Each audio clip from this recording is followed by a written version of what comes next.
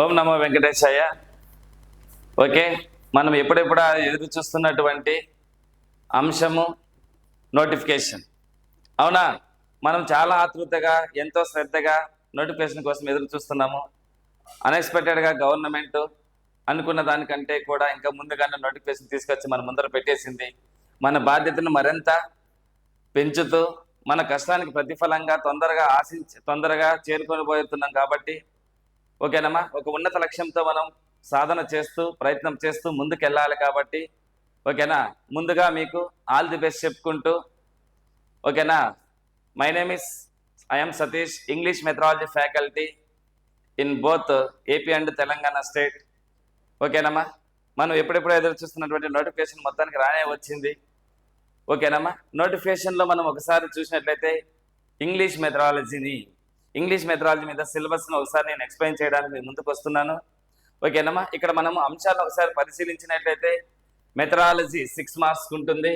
ఇంకా కంటెంట్ తెలిసిందే మనకు, 24 మార్క్స్ కంటెంట్ ఉంటుంది. Total 30 marks. ఓకేనా, 6 + 24 + 30. ఓకేనా, మనకు తెలిసిన విషయం ఇదేంటి. నెక్స్ట్ వన్ మెథడాలజీలో భాగంగా మనం చూసినట్లయితే ఫస్ట్ యూనిట్ యాజ్ యూజువల్గా ఓల్డ్ నోటిఫికేషన్కి ప్రజెంట్ నోటిఫికేషన్కి ఎటువంటి చేంజెస్ లేవు. యాజ్ యూజువల్గా సేమ్ సిలబస్ని మళ్ళీ మన ముందుకు తీసుకొని వచ్చారు. అందులో భాగంగా మనం పరిశీలించినట్లయితే unit number 1 aspects of language English language history అని. ఓకేనా, unit number 1 aspects of English. Unit number 1 aspects of English. ఓకేనా, ఆస్పెక్ట్స్ ఆఫ్ ఇంగ్లీష్ అనేది మొట్టమొదటి యూనిట్. అందులో మనం ఏ అంశాలు పరిశీలించుకోవాలి? History of English language and nature and importance of language. History of English language మనం ఏమేమి నేర్చుకోవాలి? ఓకేనమ్మా, హౌ ఇంగ్లీష్ ఈజ్ ఆరిజినేటెడ్, భాష ఎక్కడి నుంచి పుట్టుకొని వచ్చింది. హౌ ఇట్ కెన్ డెవలప్, ఎలా డెవలప్ అయింది. ఓకేనా, it can furtherly divide into 3 stages. Old English, middle English, modern English అనే 3 దశలు ఉన్నాయి. ఓకేనమ్మా, ఆ 3 దశలను మనం నేర్చుకోవాలి. Next one nature and importance of English. Nature of language లో భాగంగా మనం హౌ ఏ లాంగ్వేజ్ ఆరిజినేటెడ్. ఓకేనమ్మా, భాష ఎలా పుట్టుకొని వచ్చింది. Language depends on 3 systems. ఓకేనా, దేర్ ఆర్ సిస్టమాటిక్. ఓకేనా, first one the study of sounds ని ఫొనాలజీ అంటారు. స్టడీ ఆఫ్ వర్డ్ ఆర్డర్ ని సింటాక్స్ అంటారు. మనకు తెలిసిందే భాష యొక్క స్వభావం ఎలా పుట్టుకొని వచ్చింది, ఎలా డెవలప్ అయింది అనే అంశాల గురించి మనం ఇక్కడ నేర్చుకుంటాము. Importance of learning English. ఓకేనా, we can see the any sector, either agriculture, technology, education, in this all these sectors, business, commerce, science and technology, we can see the every sector English is most important in this all sectors. That's why it is reached very high status language. There are some titles of English language. English is a global language. English is a window on the world. Pandit Jawaharlal Nehru చెప్పాడు. Next one, English is a lingua franca. It is a common language to all countries. Lingua franca అని ఎవరు చెప్పారు? లింగ్వా ఫ్రాంకా common language కాబట్టి దీన్ని లింగ్వా ఫ్రాంకా అంటాడు. Window on the world అని పండిత్ జవహర్లాల్ చెప్పినారు. రీసెంట్గా మన బిట్ అడిగినాడు, ఏమడిగినాడు? బుల్డోజర్ అంటే ఏమి? ఓకేనమ్మా, English is the cause of death of many minor languages. English అనేది ప్రపంచంలో ప్రజెంట్ చిన్న భాషలన్నీ అంతరించిపోవడానికి ఒక వినాశకారిగా తోడ్పడుతుంది. కాబట్టి దీన్ని బుల్డోజర్ అంటారు. 25 టెట్లో అడగడం జరిగింది. ఓకేనమ్మా, next one nature and principles of learning English as a second language. Learning English as a second language మనం ఏమేమి నేర్చుకోవాలి? బిహేవియరిస్టిక్స్ థియరీ నేర్చుకోవాలి. బిహేవియరిస్టిక్స్ థియరీస్ చూసుకోవాలి. ఓకేనా, కాగ్నిటివిస్టిక్స్ ఉన్నారు. Next one సైకోలింగ్విస్టిక్స్.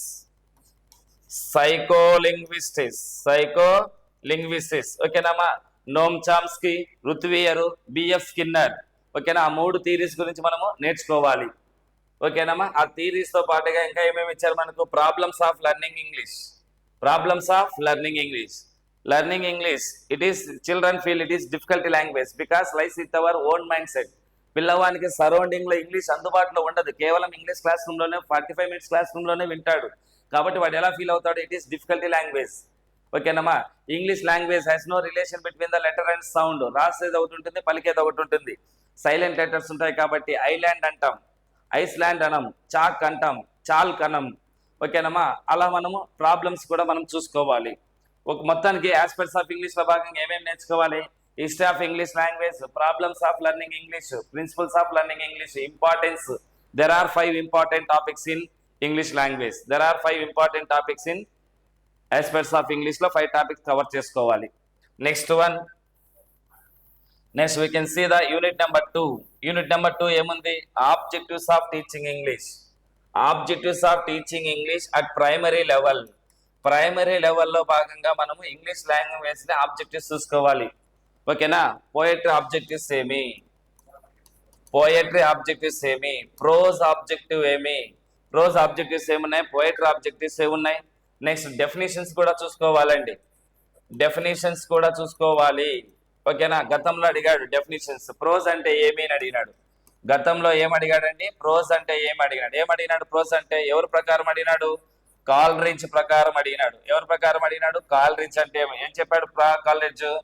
Prose is the words, prose is the words in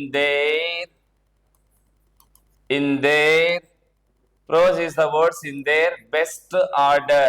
Prose is the words in their best order అని చెప్పాడు ఎవరు? కాల్రిడ్జ్. మరి పోయట్రీ అంటే ఏమి? పోయట్రీ ఈజ్ ద, ఇక్కడ poetry is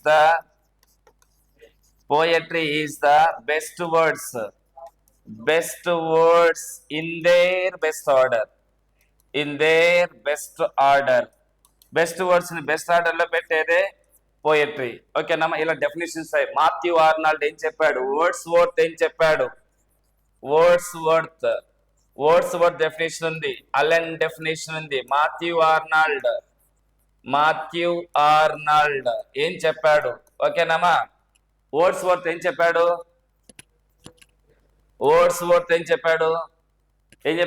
spontaneous overflow of the powerful feelings is the poetry.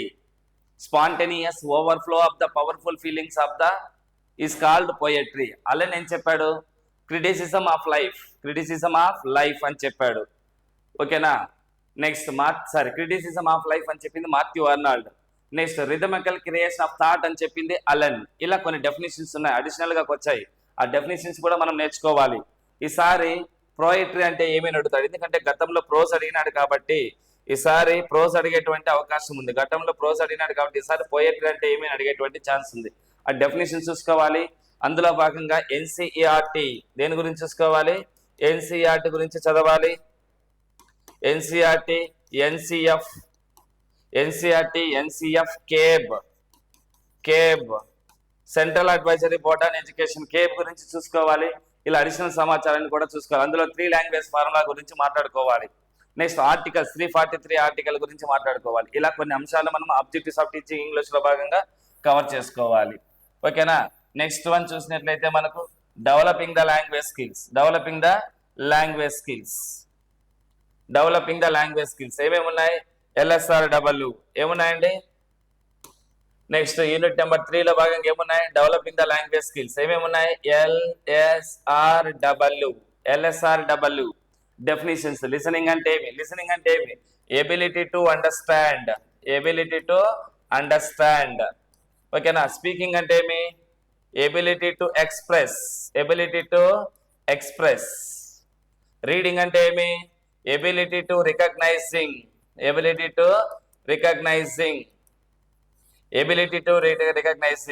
Writing అంటే ఏమి? Conveying the ideas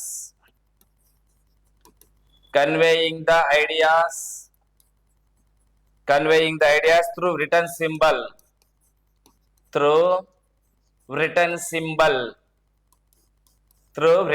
symbol. రాతపూర్వకంగా విషయాన్ని వ్యక్తపరచడాన్ని రైటింగ్ అంటారు. ఓకేనమ్మా? నెక్స్ట్ ఇంకేమేమి నేర్చుకోవాలి మనము? క్లాసిఫికేషన్ నేర్చుకోవాలి.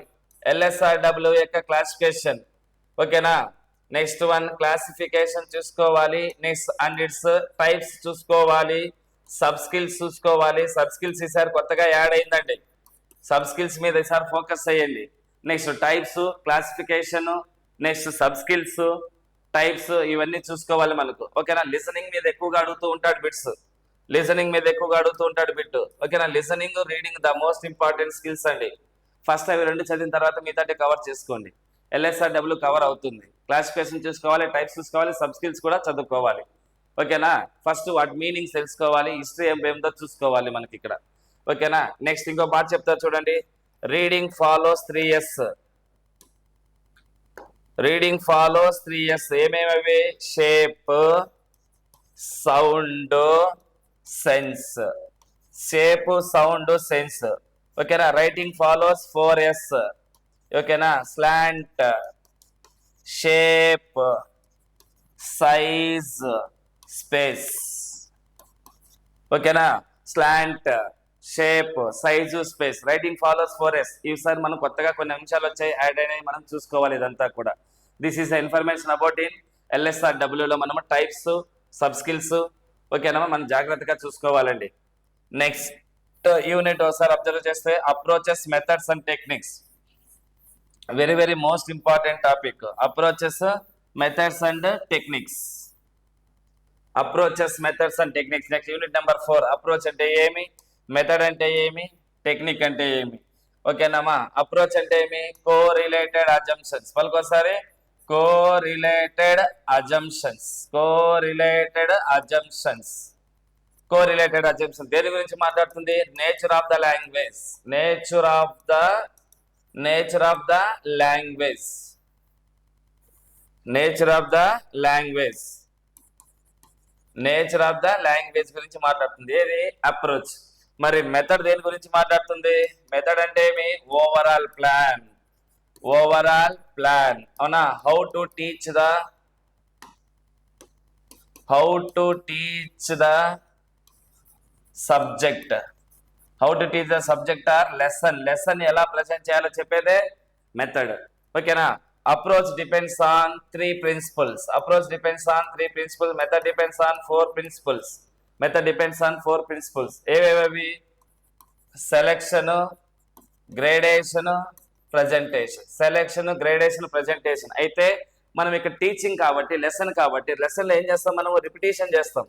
ఏం చేస్తాం మనము? రిపిటేషన్ చేస్తాం. This is the additional principle in method. ఎవరు సజెస్ట్ చేస్తాడు? Harold Palmer and AS Hornby. Next ఇంకేం నేర్చుకోవాలి మనం ఇందులో భాగంగా? టెక్నిక్. టెక్నిక్ అంటే ఏమి? Logical device. ఏమంటున్నాడండి? Logical device. స్ట్రాటజీ. ఏమంటున్నాడు? స్ట్రాటజీ. ఓకేనా? ఎక్కడ దీన్ని ప్రజెంట్ చేస్తుంది? Implementation. Implementation. Implementation in the class. In the class. Strategy అంటారు, లాజికల్ డివైస్ అంటారు, పర్టికులర్ టిక్ అంటారు. ఎక్కడ తీసుకుంటామంటే క్లాస్ రూమ్ లో తీసుకుంటాం. ఓకేనా? ఇవి అప్రోచ్ అంటే, మెథడ్ అంటే, టెక్నిక్ అంటే ఏం చూసుకోవాలి. ముఖ్యంగా నువ్వు తెలుసుకోవాల్సినటువంటి అంశం ఏదంటే అప్రోచ్. ఓకేనా? Method is a part of approach. ఓకేనా? Technique is a part of method. ఇక చూడమ్మా, ఇది technique. Technique is a part of method. Dependence on method and approach. ఓకేనా? Method is a part of approach. Method is depends on approach. ఓకేనా? Within one approach there can be many methods. Many methods. ఓకేనా? Within one method there can be so many techniques.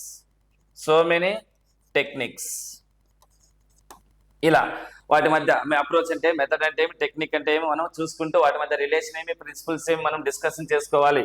Along with ఇంకా ఏం చూసుకోవాలి మనము? One more important aspect here, methods చూసుకోవాలి. ఏ methods?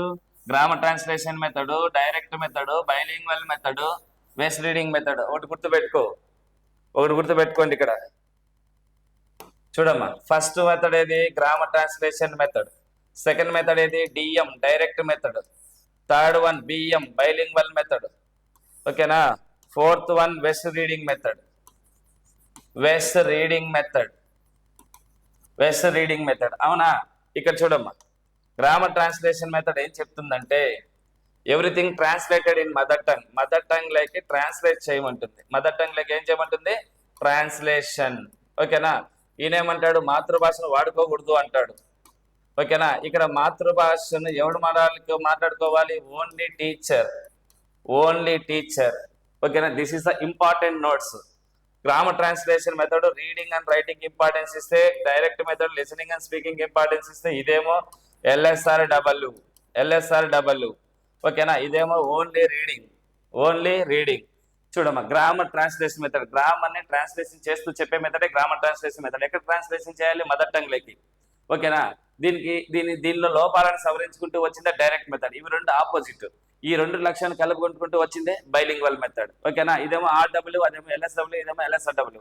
వీడు మాతృభాషను వాడుకోవాలంటాడు, వీడు వద్దంటాడు, వాడు టీచర్కి మాత్రమే పర్మిషన్ అంటాడు. ఓకేనమ్మా. ఇదేమో స్ట్రక్చర్ ఫామ్ కి ఇంపార్టెన్స్ ఇస్తుంది. దేనికి ఇంపార్టెన్స్ ఇస్తుంది? స్ట్రక్చర్. ఇదేమో స్పోకెన్ కి ఇంపార్టెన్స్ ఇస్తుంది. ఓకేనమ్మా. మరి ఇదేమో స్పోకెన్ అండ్ స్ట్రక్చర్. ఇదేమో accuracy and fluency. Fluency and accuracy అండి, sorry. Fluency and accuracy. Fluency and అక్యురసీకి ఇంపార్టెన్స్ ఇస్తుంది. అవునా. ఇక్కడ వర్డ్ యూనిట్ గా ఉంటుంది. Word unit. ఇక్కడ సెంటెన్స్. ఓకేనా. Sentence is a unit of speech. ఇక్కడేమో సెంటెన్స్ ఈజ్ ద టీచింగ్. చూడు, ఇక్కడ వర్డ్ ప్రధానాంశంగా ఉంటుంది, ఇక్కడ సెంటెన్స్ స్పీచ్ అని వస్తూ ఉంటుంది, ఇక్కడ సెంటెన్స్ టీచింగ్ అని వస్తూ ఉంటుంది. ఇక్కడ సెంటెన్స్ ప్రధానాంశం, ఇక్కడ సెంటెన్స్ ప్రధానాంశమే. ఇక్కడ స్పీచ్ అని వస్తుంది, అక్కడ టీచింగ్ అని వస్తుంది. That is the variations. ఇవి జాగ్రత్తగా చూసుకోవాలి మీరు. కొన్ని అంశాలు ఉంటాయి. ఓకేనమ్మా. నెక్స్ట్ ఇంకా ఏం చెప్తారంటే, GTM is a just a combination of grammar and translation. Grammar and translation కలిపేదే గ్రామర్ ట్రాన్స్లేషన్ మెథడ్. ఓకేనమ్మా. ఇలా మనం మెథడ్స్ ని ఆపోజిట్ గా కొన్ని క్వాలిటీస్ కలిగి ఉంటాయి. కామన్ క్వాలిటీస్ ఏముంటాయి మనం డిస్కషన్ చేసుకుంటూ చూసుకోవాలి. డెఫినేషన్స్, అప్రోచెస్, ఎస్ఏ కమ్యూనికేటివ్ అప్రోచ్, టెక్నిక్స్ ఏమున్నాయి, మెథడ్స్ ఏమున్నాయి, మనం క్లారిటీగా 1 by 1 ఇంట్రొడక్షన్ పూర్తిగా చేసుకోవాలి. మొత్తానికి approach and method and technique introduce చేసింది ఎవరు? ఎడ్వర్డ్ ఈ. యాంథోనీ. ఎవరమ్మా? ఎడ్వర్డ్ ఈ. యాంథోనీ అని అతను 1965 లో ఇంట్రొడ్యూస్ చేశాడు. ఓల్డ్ టెక్స్ట్ బుక్ లో ఏముంటుంది? 63 ఉంటుంది. ఓల్డ్ టెక్స్ట్ బుక్ లో 63 ఉంటే న్యూ టెక్స్ట్ బుక్ లో 65 ఉంటుంది. ఆ వేరియేషన్స్, అప్రోచ్ మెథడ్ యొక్క వేరియేషన్స్ నేర్చుకుంటూ మెథడ్స్ కూడా మనం చూసుకోవాలి. Very very most important topic.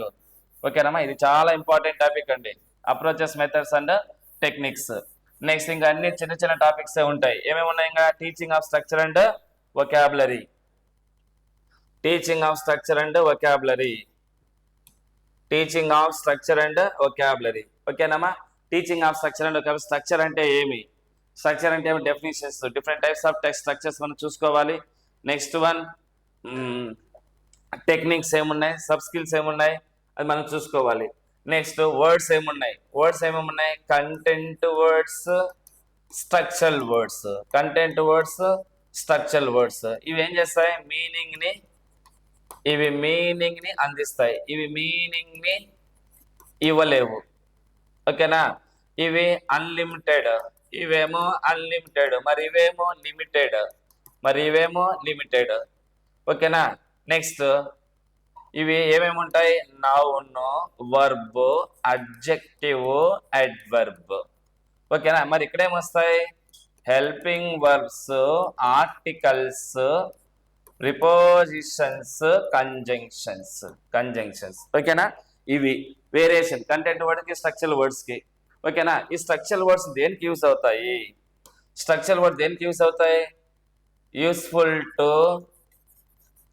Useful to formation of sentence grammatical యాక్సెప్టెన్సీతో సెంటెన్స్ ఫార్మేషన్ యూస్ చేయడానికి ఉపయోగపడుతుంది. ఏవి? Structural words.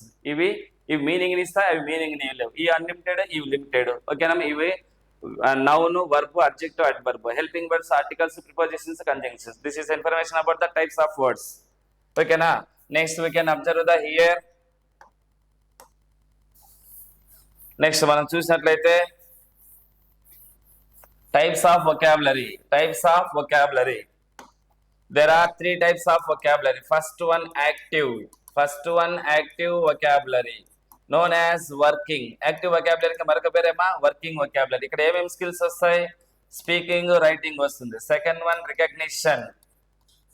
Second one recognition vocabulary. ఓకేనా, దీనికే మరొక పేరు రెసెప్టివ్. రెసెప్టివ్ నీకే మరొక పేరు ప్యాసివ్. ప్యాసివ్. ఇక్కడ ఏమేమి స్కిల్స్ వస్తాయి? అక్కడ స్పీకింగ్ రైటింగ్ అయిపోతే ఇక్కడ ఏమొస్తాయి? లిసనింగ్ అండ్ రీడింగ్ వస్తాయి. ఓకేనా. Third one ad hoc.